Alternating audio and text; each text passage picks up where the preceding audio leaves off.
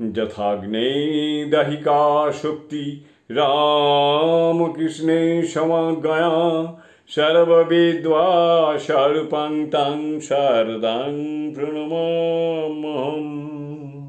শতরূপে সারদা বই থেকে পাঠ। বিষয় শ্রীমা দীক্ষিত গৃহী সন্তানদের দৃষ্টিতে।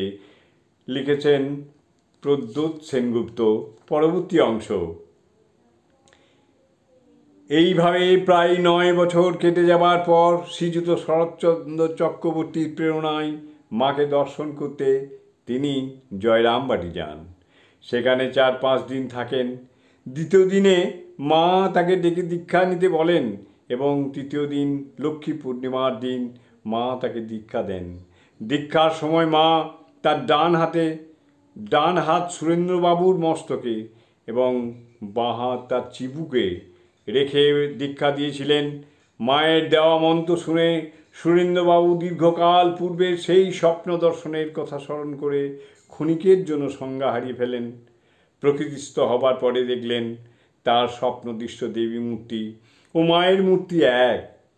তিনি সেই স্বপ্নের কথা মাকে বলবার চেষ্টা করলে মা তাকে বললেন, কেন মিলছে না? ঠিক মিলছে তো। ভক্ত মানুষে মায়ের অলৌকিক শক্তির স্বরূপ প্রতিভাত হল। অথচ ঐশ্বরিক হয়েও তিনি অত্যাশ্চর্যরূপে স্নেহ মমতায় জড়ানো পার্থিব মাতা।